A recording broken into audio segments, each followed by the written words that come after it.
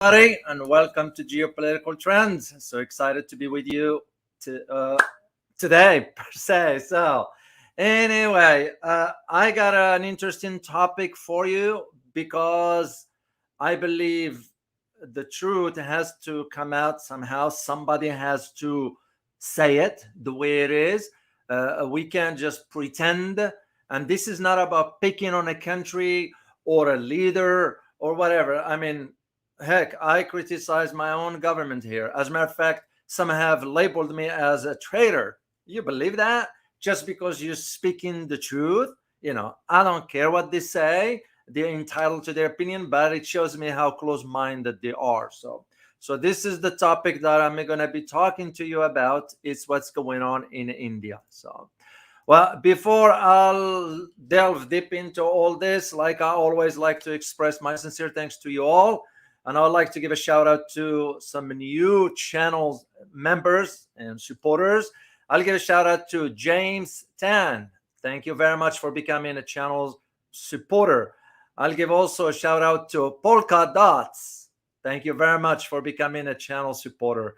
And the last person that I'm going to give a shout out to here is Christoph Hasselreither. I hope I pronounced it correctly. Thank you so much for becoming a channel supporters. We are now about 70 members. So, like I promised you, because if I give you my promise, you can count on it. I'm a man of my word. So we are now at a 70. So once we reach 100, I will be doing an exclusive Q&A for the members and answer all your questions. So if you would like to become a member of the channel, please subscribe to it. There is a link at the description there. You can click on it and become either a member or a supporter. So, and for you, if this is for your first time landing on this channel, please subscribe. I would really appreciate it. So, I have an announcement to make for you, because last time I promised you that I will be working on let me get my reading glasses here, on a health channel. Well, guess what, guys? I just launched it yesterday. So here is the link in the chat box for you. So you can check it out. Of course, I will count on your support by subscribing to this channel. So it's nothing. There's only one video there for what I'm going to be covering in the health channel. So I am working right now on the structure, and I will be uploading new videos. I look forward to that journey with you, and I have a lot to share health-wise. So, all right, let's get into our topic here. So what are we talking about today? Like I always do, I'll ask the three main questions. And the main one, which we all had to ask: could ethnic tensions in India pave the way for a civil war? What do you guys think? So just leave me an answer on the chat box here. Second question we need to ask: why is the Prime Minister Modi silent? Because to me, that becomes questionable. Is the government an accomplice into this, or closing its eye on it, or whatever? So, of course, I'm going to provide you the facts, but I'll let you reach your own conclusion. And as I said in the video that I released this morning, that I researched this topic. Why? Because it's of a concern. No more, no less. Nothing picking on India. I will do the same for any other country, be it Brazil, be it China, be it Russia, be it Philippines, Japan, you name it. I don't distinguish between this and that. What's needed to be reported ought to be reported. Of course, if I confirm the information is accurate, and of course, I check the sources and all that. So then the third question we ought to ask ourselves is the state of India.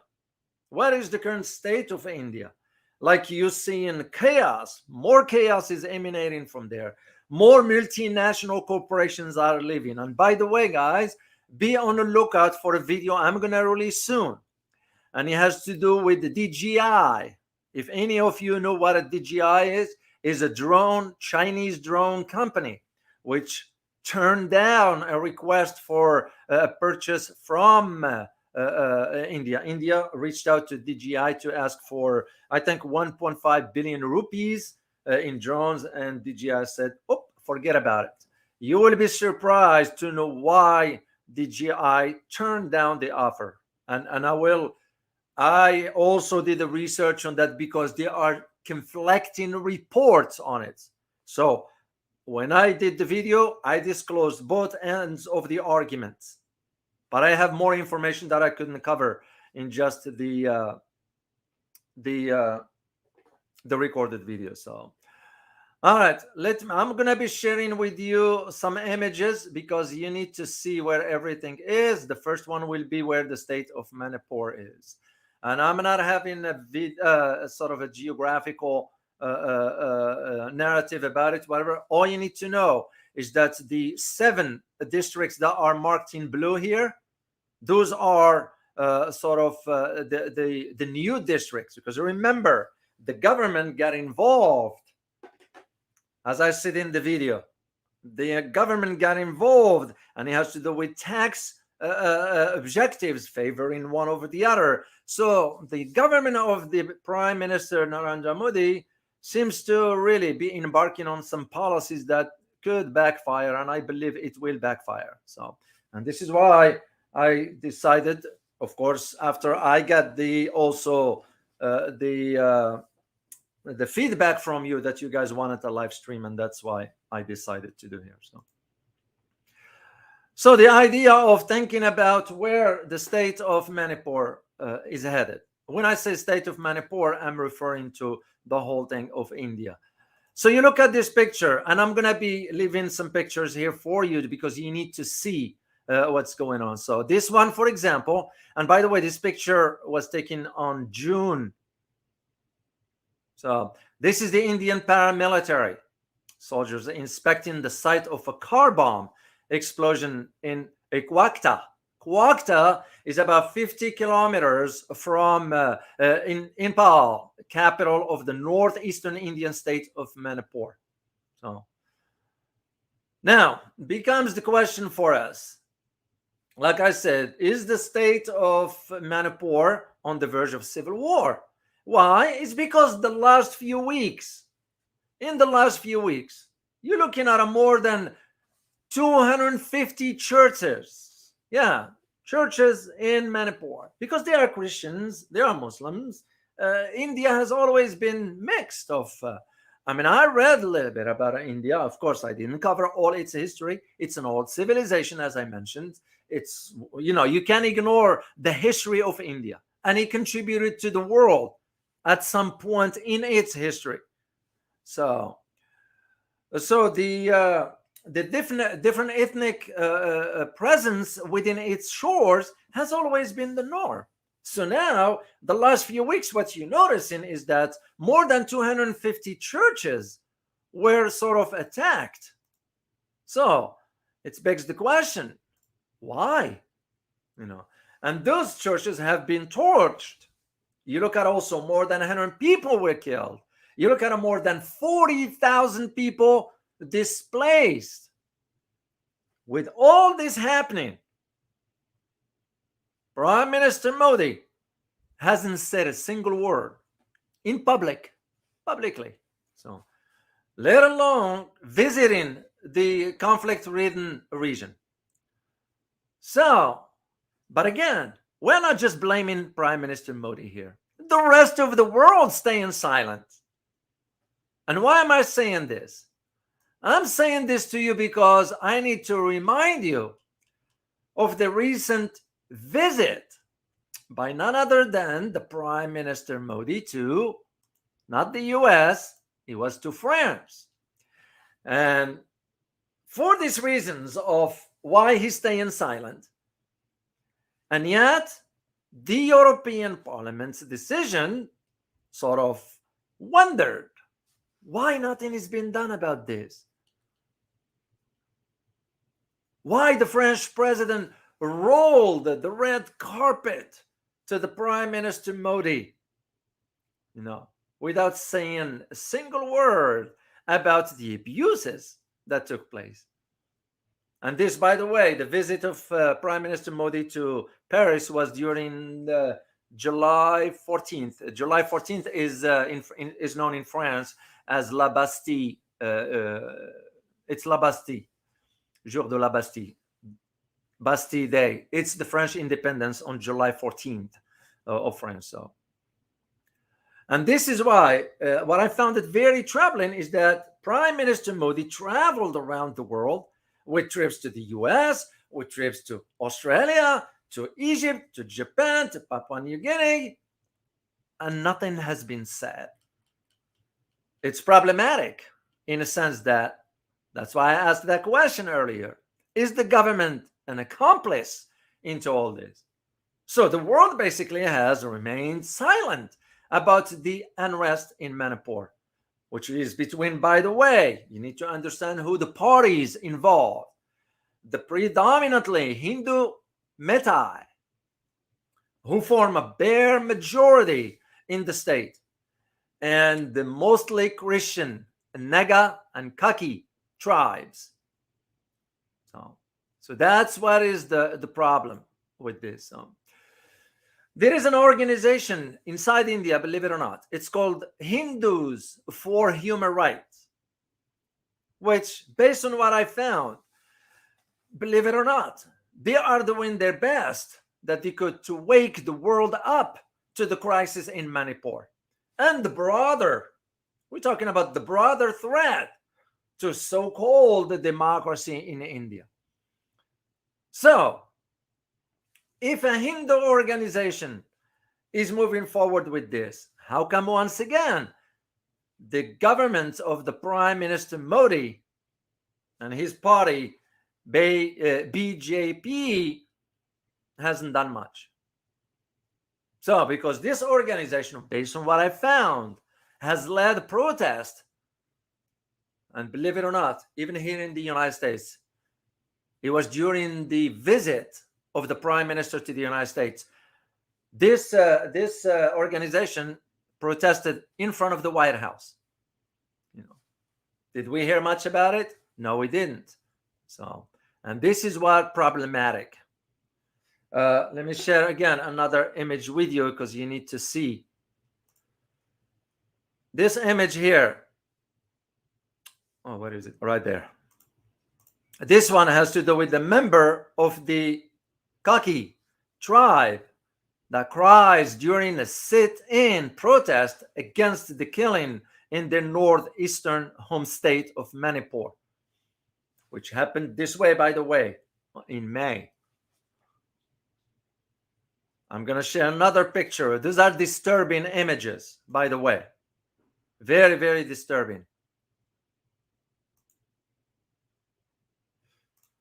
This image here, this is a group of women, a representative, the Metai society, holds torches. Yeah, they hold in torches, demanding the restoration of peace in Manipur. This was taken on July, just last month.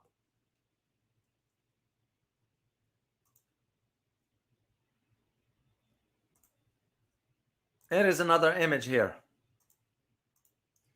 These are the destruction of homes. Dozens of houses are seen here vandalized and burnt following ethnic clashes and rioting in Sagnu in the northeastern Indian state of Manipur. This was in June. So it is for these reasons and others that are encouraged by the European Parliament in our decision on Wednesday to urgently discuss the crisis in Manipur. This is why the no confidence vote has to be sort of proposed in Parliament. I have my doubt it's going to work. Why? Like I mentioned earlier in the video, it's because the majority of the members are from BJP. I have my doubts they will do the right thing. So, yes, it is a welcome development at a time when sort of you will expect that something will be done. But I have my doubt, knowing how I've been watching Indian politics for a while now.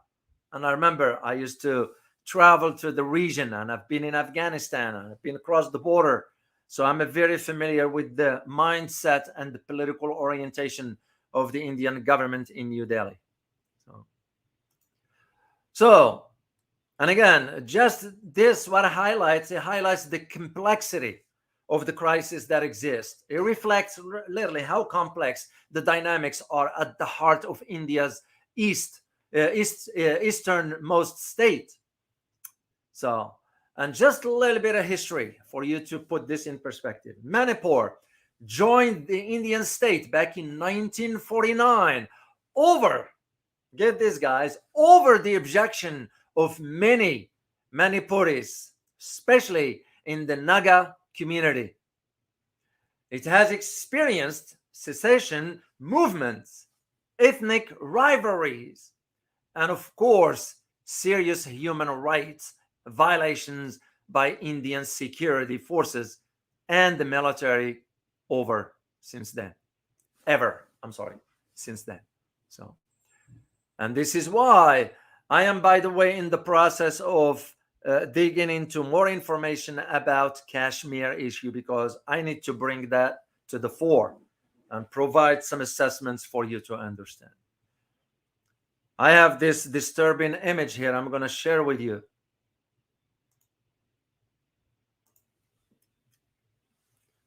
Oh, we already did this one here. Is this image here? This one here, guys, is a resident in Churachandpur take part in a silent march while carrying, those are dummy coffins, by the way, to commemorate all the tribal people who lost their lives in the ethnic clashes in Manipur in June, just a month and a half ago. Yeah, did we hear much about it? No, we didn't. It's because, to me, the government is staying silent over all this by design. So that's why I said, and I don't shy away from saying it, if I would have had an opportunity to meet the Prime Minister Modi, I will tell him straightforward. And I won't mince word either. And I say shame, because leadership is tested when it matters. Here is an issue here. Here is a conflict. Where is your leadership? You couldn't even take stand in condemning the violence that's taking place against minorities.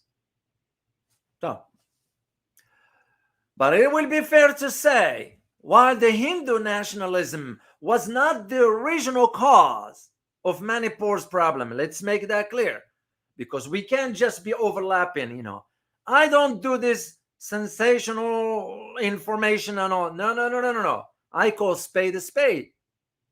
So let me just put that to rest, make it clear. So the Hindu nationalism was not the origin cause of Manipur problem, but it's certainly exacerbating things right now, given that the government is taking a step back and letting the mobs, who are majority Hindu, are committing atrocities. So the most recent wave of violence came in April, just a few months ago, after Manipur's High Court upheld BJP-led state government policy to grant Metis, remember who the Metis are, and I put this in quote, scheduled tribe, end of quote, status. So this policy basically would grant the non-tribal community constitutional rights reserved for the minority Naga and Kaki tribes, especially access to land. That's what's problematic. Naga and Kaki community leaders fiercely opposed this proposal because it was unfair and it was unjust, and argued that it would defeat the purpose of acknowledging historically marginalized groups. That's very, very problematic. So over the past 2 months, this is why you've been noticing, maybe you didn't, because most of us didn't, because that information was suppressed.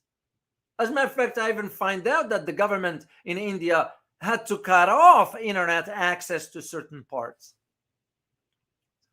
And this is why protests were taking place for the last few months against this policy, but have spun into a series of violent very violent attacks, reprisals, and even call for war. That's again why I use the term, is civil war on the horizon in India? So you got neither the BJP-led state government nor the central government, for that matter, has provided any meaningful support to the countless Manipuris caught in the violence.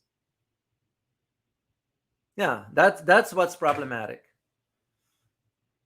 I have another image and I need to share with you here. This is a widow. Her name is Lilapati Devi. She's 55 years old, okay? And she's from the Mehri community. Mourns by the grave of her husband, Ramesh Singh, who was killed by a mob of a tribe. So, I have another image here.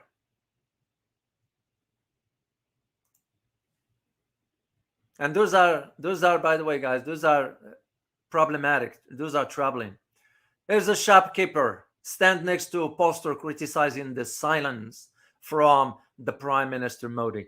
This was in June, a month and a half ago, almost. So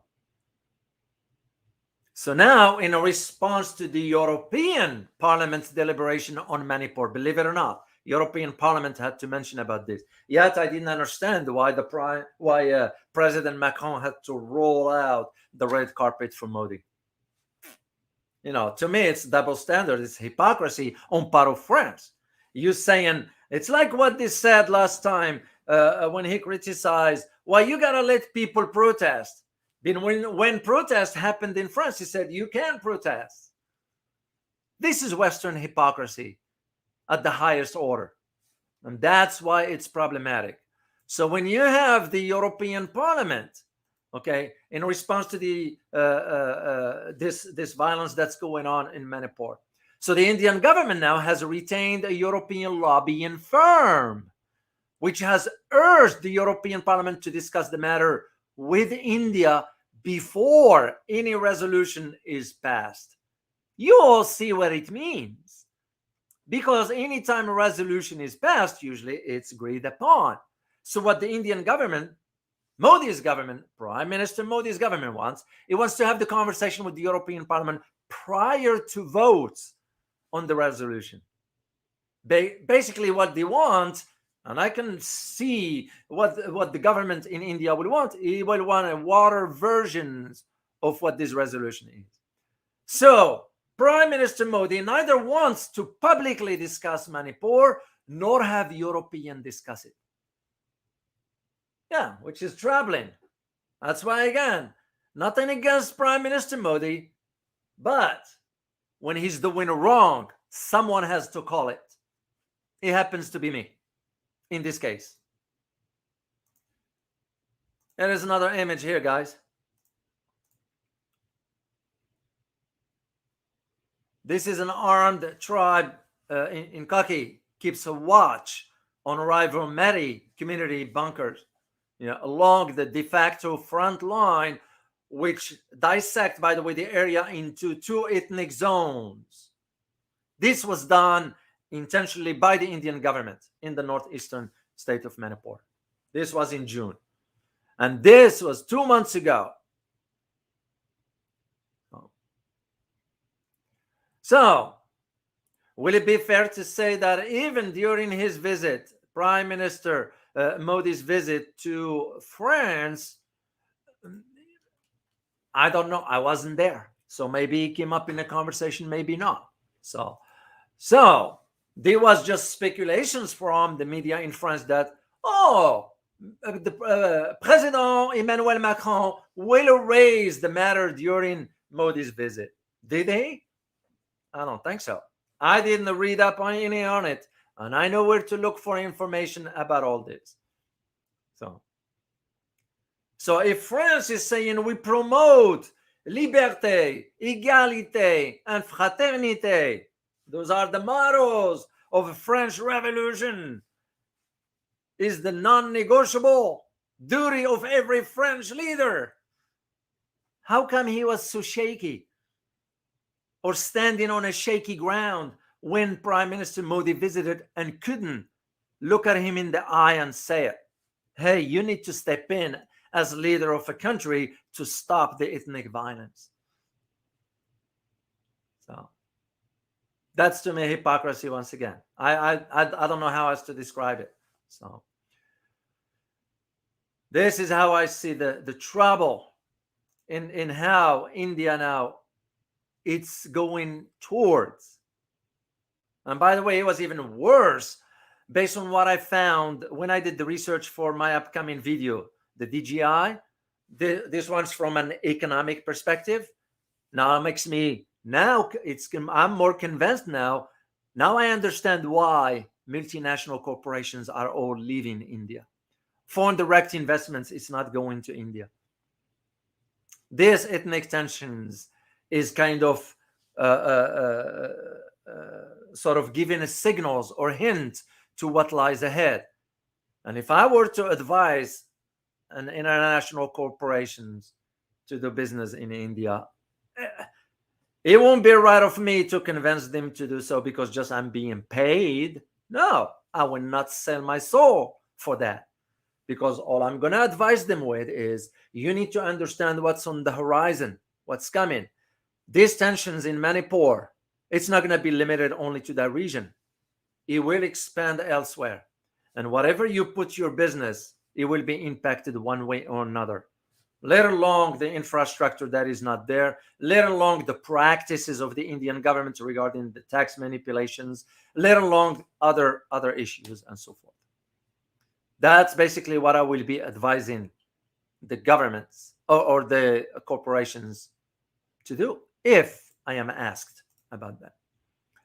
So to tie this one to the no confidence vote. So basically what Modi, Prime Minister Modi that is, we now have to do is to give a detailed statements in response to the motion in the monsoon session of Parliament.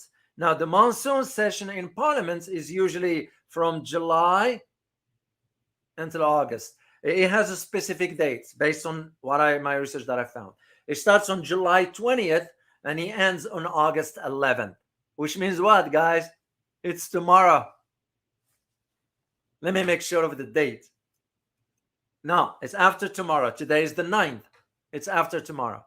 So the motion will be sort of followed by a debate before it is put to vote, which will be expected within the next 10 days. So there is an individual by the name of Arati Jerath. He's a prominent Indian politician, commentator, political commentator. And he's saying that the government, and I put this in quote because it's his word, may evade, end of quote, the motion by, guess what? And this is in quote, guys, by engineering enough ruckus to force an early end of the monsoon session. All this jargon, political jargon, it means one thing, that they're going to manipulate the legislation. So they're going to find ways to go behind what's ought to be. That tells me where the priorities of the Prime Minister Modi's government is.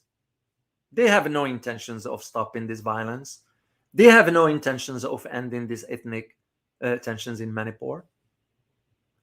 So basically what the BJP plans to do is, because they have majority in parliament, we have that here, by the way, guys. Let's not just pick on India.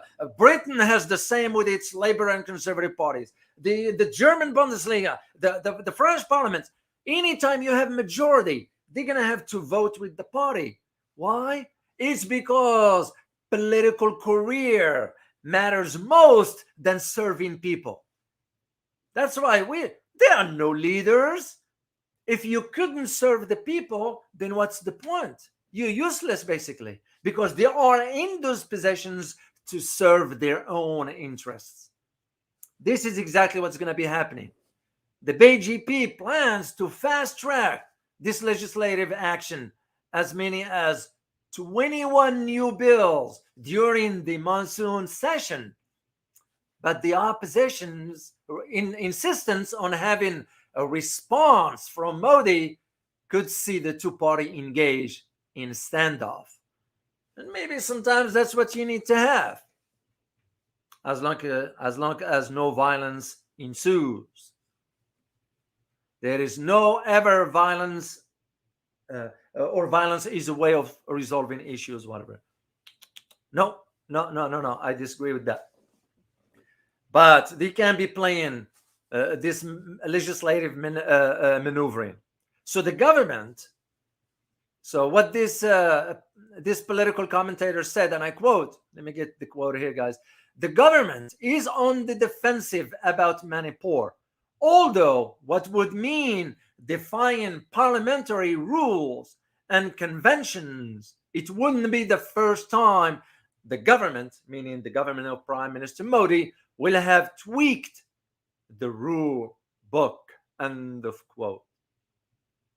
So the no confidence motion here, it signals a broader attempt now by the opposition parties to wrap up pressure on Modi ahead of the general elections in May 2024. You all see what's coming. Now it's going to become upon the Indian citizens. Because why am I bringing all this, by the way, guys? Somebody might be asking, why is David talking about India and all that? Like some say, why am I picking on Modi? I'm not.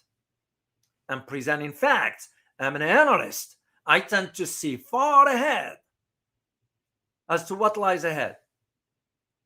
Because what lies ahead for India will not bode well on the citizens, not the government. The members of the government, they are well established. Now, you can put this under what we call the caste system or not. That's your decision, not mine. I'm aware of the caste system. I'm aware of its implications on the society. And I'm aware of how it is impacting the average Indian citizen.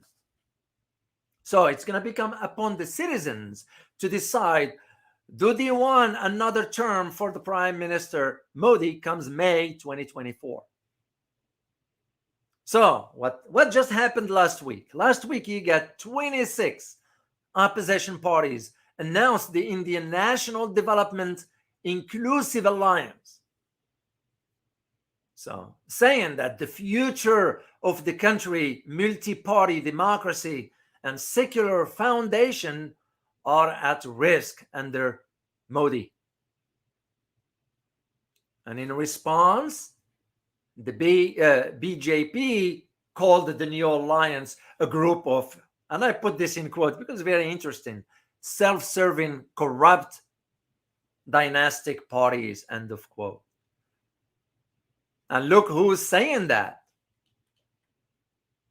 Yeah. And this is why I put the title on that thumbnail. Failed leader. Because what do you guys think? Is the Prime Minister Modi's tenure as of today a failure for India?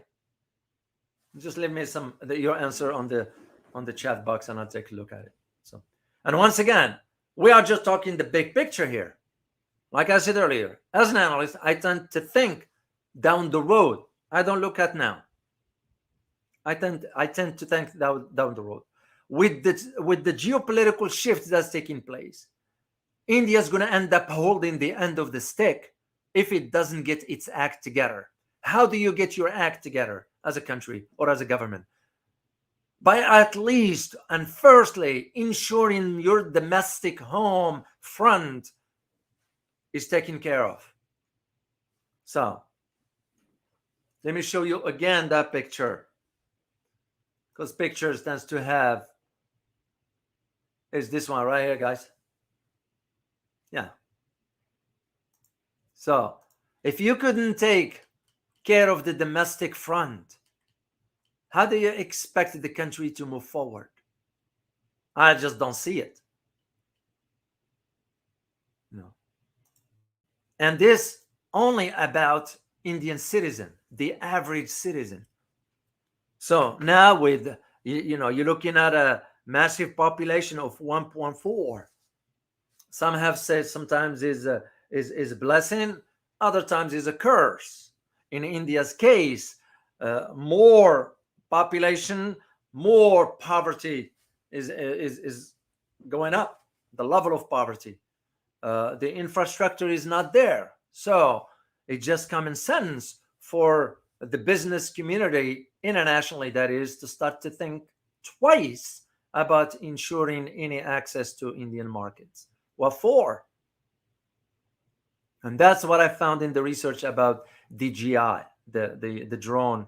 And again, I saved part of the research that I did for the live stream if you guys want that, because to me it was a very, very, very eye-opening, and I know where to dig for the information, and I confirm the information before I come on the air.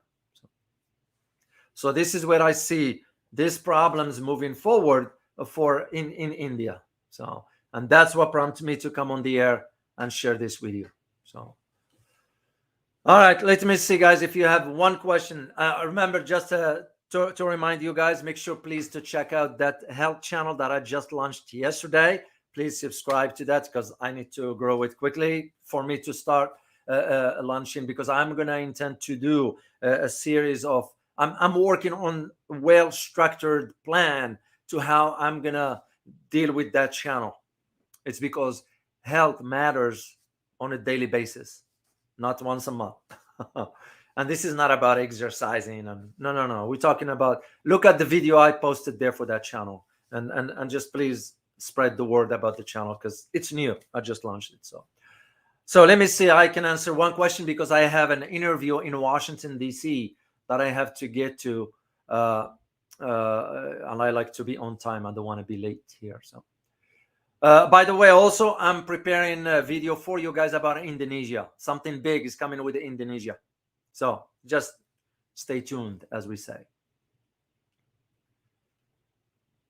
All right, I don't see any here, so I'm gonna, guys, check sign off rather. It's because I need to go get prepared for the interview in Washington, D.C. and I'll be coming on the air also soon. So, well, guys, I hope you find this very informative, and as always, remember, geopolitics impact your daily life in more ways than one. Till next time, guys. Bye-bye.